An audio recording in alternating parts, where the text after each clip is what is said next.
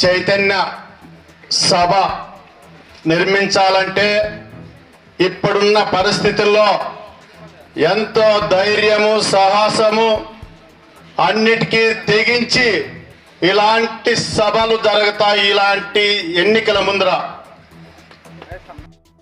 ముందుగా ఈ వేదిక తరపున మనందరి తరపున మన శివరామకృష్ణ అన్న గారికి మరో ఒక్కసారి మనమందరూ తప్పట్ల కొట్టి స్వాగతం సుస్వాగతం అన్నకి. ఎక్కడున్నా ఆయన్ని పిలిచి ఓటు నువ్వు నిలబడు అని చెప్పి రాజకీయ పార్టీలు ఎన్ని ఉన్నప్పటికీ కూడా అలాంటి దానికి తల వంచకుండా ఆ సామాజిక ఉద్యమ నేత మన జడ్జి కృష్ణప్ప సార్ గారు ఇలాంటి సభలకు వచ్చినాడంటే ఆయన పదవులకి ఆశించలేదు, ఇంకొకరి దగ్గర తల వంచకూడదు, నా జాతి బిడ్డలను చైతన్యం చేయాలని చెప్పి సభకు వచ్చిన మన కృష్ణప్ప సార్కు మరొక్కసారి మనమందరూ తప్పట్లతో స్వాగతం పలకాలి. ఇక జాతి బిడ్డ మనందరకు తండ్రి లాంటి వాడు మరి పనిభూషణ్ సార్ గారు ఇంత దూరం వచ్చి మనందరికీ ఆయన సందేశం ఇచ్చాడంటే మరొక్కసారి నేను ఆ సార్కి శిరస వహించి ధన్యవాదాలు తెలియజేస్తున్నాను సార్. మరి అదే ఆయన మౌనంగా ఉండలేక వాస్తవాలు మాట్లాడుతుంటే ఈ రాజగోపాల మనలో ఉంటే వీళ్ళ జాతి అంతా చైతన్యమైతుంది. ఇతనికి ఏదైనా ఒక పదవి ఇస్తే కూడా ఆ జాతి అంతా మన మీద తిరుగుబాటు చేపిస్తాడనే ఒక అగ్రవర్ణాల రాజకీయ పెత్తనం కింద నలిగిపోతున్న సామ్నూరు రాజగోపాలకి మరొక్కసారి ధన్యవాదాలు చేస్తున్నాం. అన్నా జాతి ముద్ద బిడ్డ మరి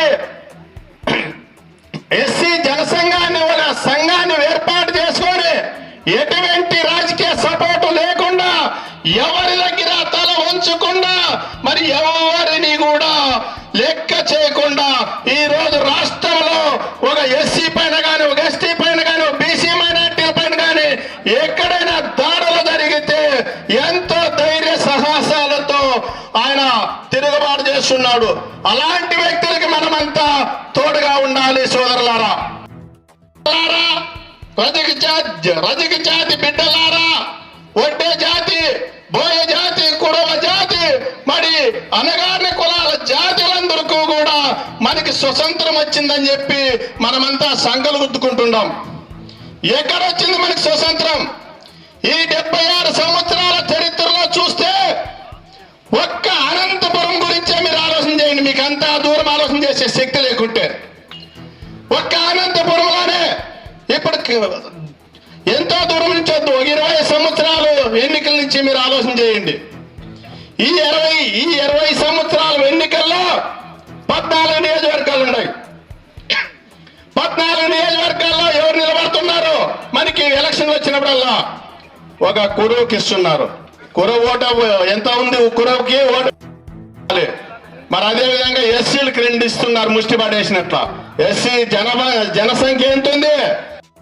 ప్రతి నియోజకవర్గంలోనూ 10,000 నుంచి 20,000 మంది పెట్టే వాళ్ళు ఉన్నారు. మరి అదేవిధంగా రజకులు ఉన్నారు. మరి ఇన్ని కులాలు చట్టసభలోకి వెళ్ళలేకుండా వీళ్ళందరికీ అడ్డకట్ట వేస్తూ 2 సామాజిక వర్గాలు మాత్రమే మనకు 8 మంది వాళ్ళు నిలబడుతున్నారు. 8 మంది నిలబడి మనందరికీ ఎన్నో ఎలక్షన్లు వచ్చినప్పుడు ఆశలు చెప్తూ మనతోనే ప్రచారం చేపిస్తూ మనతోనే జెండాలు కట్టిస్తూ మనతోనే ఊరేగింపులు చేపిస్తూ మనతోనే ర్యాలీలు చేపిస్తూ ఆ సభలను దిగ్విజయం చేయడానికి మనకి ముష్టి పడేసినట్ల అక్రమ దోపిడీ సంపాదించిన డబ్బులందరితోనూ వాళ్ళు మనకి చిల్లర పడేసి సభలు పెట్టించుకుంటున్నారు. ఇది మీరు ఆలోచించాలి. ఇలాంటి చైతన్య సభలు పెట్టడం చాలా అరుదైన సాహసం. మనమంతా కూడా ఆలోచించాలి. మనం ఇదే విధంగా ఎవరికో డప్ప కొట్టి ఎవరికో జెండా కట్టి ఎవరికో జెండాల మోసి ఎవరికో మన ఓట్లు సరైన సమయంలో వాళ్ళకు ఓట్లు వేసినట్లయితే మన పిల్లల జీవితాలు చీకటిలో నలిగిపోక తప్పదు. మనమందరూ కూడా చీకటి జీవితాల్లోనే నలుగుతున్నాం. మరి మనకి ఇంత చైతన్యం వచ్చింది ఈరోజు. చెప్పితే వినేదానికి కనీసము ఈ పొద్దు ఒక 1000-2000 మంది వచ్చే చైతన్యం వచ్చింది. లోనిస్తాడు. అలాంటి చట్టాలు మన ఇండ్లకు తెస్తున్నారు, అలాంటి చట్టాలు మన భూములకు తెస్తున్నారు. ఎందుకు తెస్తున్నారంటే ఇది కూడా చెప్తాను మిత్రులారా కొన్ని విషయాలు. అలాంటి చట్టాలు ఎందుకు తెస్తున్నారంటే ఎస్సీ ఎస్టీ బీసీ మైనార్టీలందరినీ కూడా కట్టేసి మన కనసనల్లో పెట్టుకోకపోతే మన రాజ్యాన్ని కూల్చేస్తారనే భయంతో అలాంటి చట్టాలు తెస్తున్నారు. కాబట్టి సోదరులారా, మరొకసారి సభలు పెట్టినాడు మీరు ఒక్కొక్కరు 10 మందిని తోలుకొని వచ్చి మరి సభలు విజయవంతం చేసిన బాధ్యత, ఇలాంటి చైతన్య సభలు విజయవంతం చేసిన బాధ్యత మీద ఉంది. కాబట్టి మీరు కూడా 10